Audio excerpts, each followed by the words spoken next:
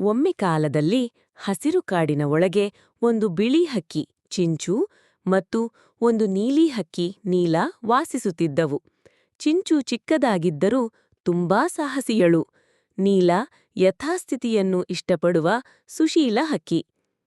ಅವರು ಪ್ರತಿದಿನವೂ ಒಂದೇ ರಕ್ತಚರಿತೆಯ ಮರದ ಮೇಲೆಯೇ ಬಂದು ಕೂತಿದ್ದರು.